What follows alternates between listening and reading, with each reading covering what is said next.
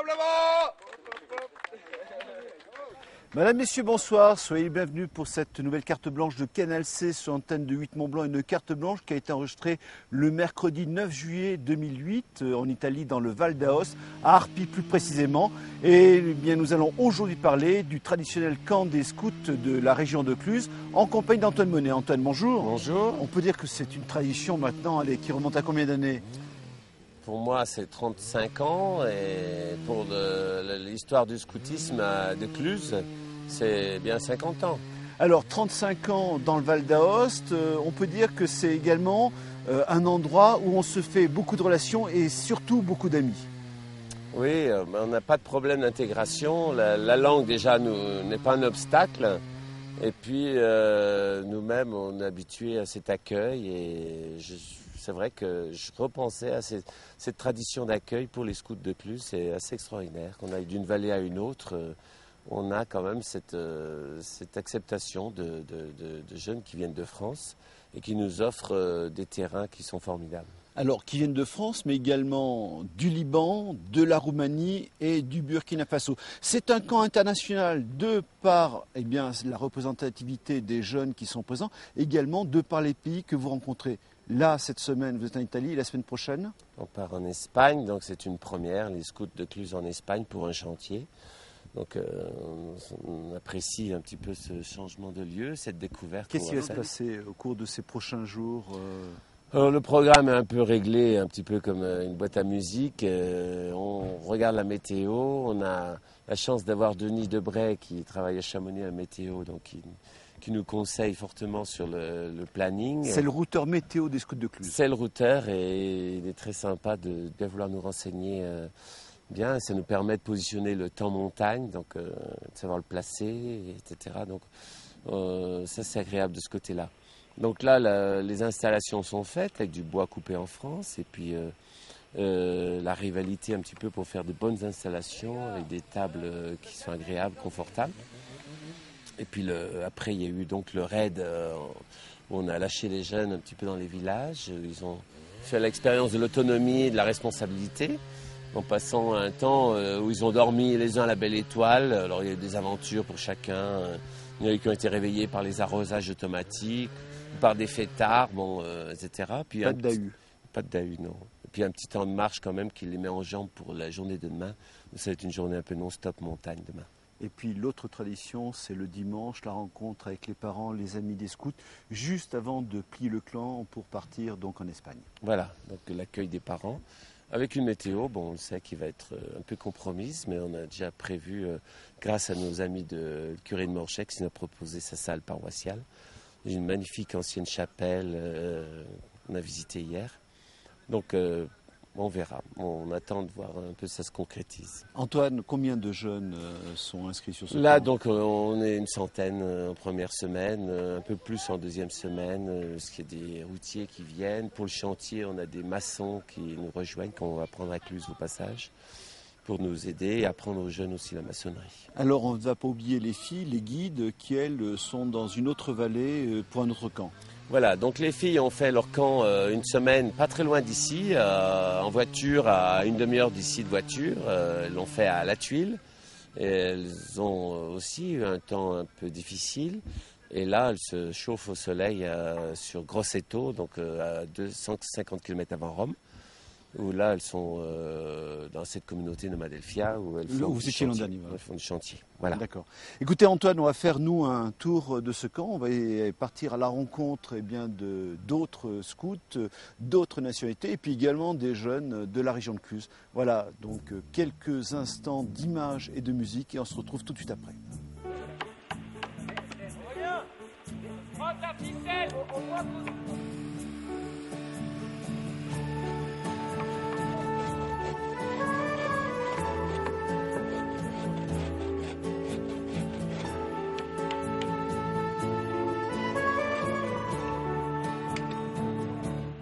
Toujours dans l'aspect international de ce camp scout de la région de Cluses, ici à Arpi, dans le Val d'Aoste en Italie, nous sommes maintenant avec la Roumanie.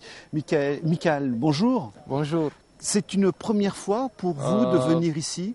Pour moi, je pense que la troisième ou quatrième fois. Ah, vous êtes déjà un ancien. Oui, oui. Qu'est-ce qui vous plaît dans ce camp? Qu'est-ce qui vous fait plaisir dans ce camp? Nous avons plaisir pourquoi nous voyons beaucoup Français, Burkina, Libanais. Et nous discutons avec les Français, les Burkina, les Libanais. C'est l'échange qui vous plaît. Oui, oui. Quelles sont les autres activités que vous pratiquez durant ce camp? Il y a les constructions, les installations, les enfants, construire. Est-ce qu'on peut dire que le camp est un mouvement privilégié pour vous? Oui, oui, c'est privilégié pour les Roumanies, où vient les camps avec les scouts de Cluse. Merci Michael. Ouais. Michel en français, c'est ça? Merci. Voilà, quant à nous, eh bien, on va continuer un peu cette visite du camp ici à Arpi, dans le Val d'Aoste.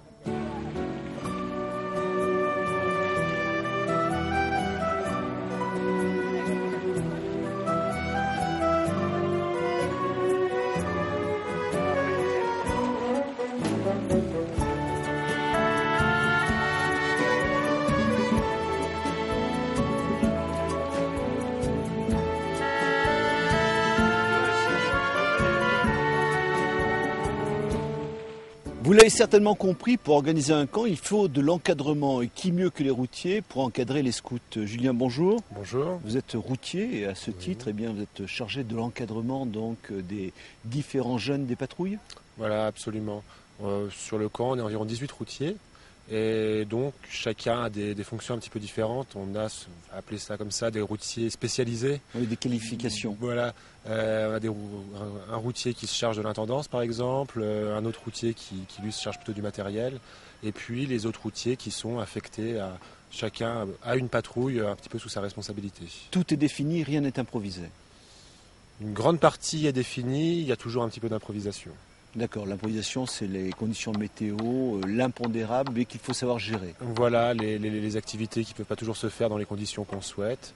Nous, on est là un petit peu avec notre expérience, avec notre vécu d'ancien scout, pour gérer et pour encadrer ce camp au mieux et faire plaisir aux scouts qui sont là. Alors, une partie importante, c'est quand même l'animation.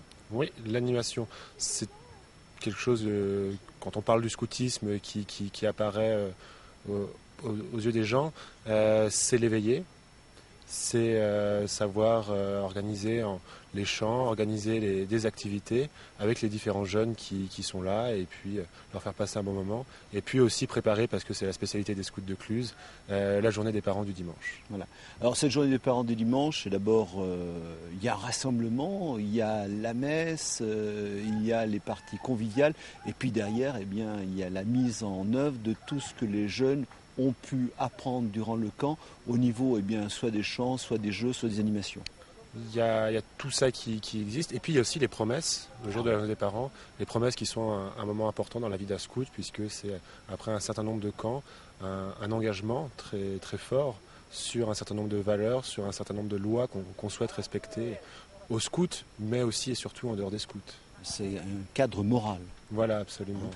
Julien, lorsque l'on est routier, c'est de l'encadrement, mais avec des qualifications, mais également parfois, pour certains d'entre vous, il y a lieu d'obtenir un diplôme, par exemple le BAFA, pour pouvoir encadrer ces jeunes. Oui, voilà, bien entendu, on est un camp qui est encadré, qui est régi par un certain nombre de lois, notamment auprès de Jeunesse et Sport, et donc on doit avoir un nombre minimum de personnes qui ont le BAFA, et puis on a Antoine qui lui possède le BAFD pour diriger le camp. Qui est donc directeur du camp. Qui est le directeur du camp, le grand chef pour nous scouts, mais officiellement le directeur du camp.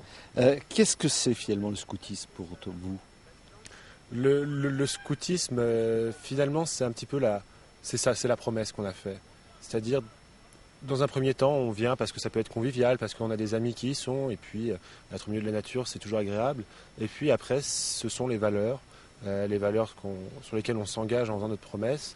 Et puis on a envie de vivre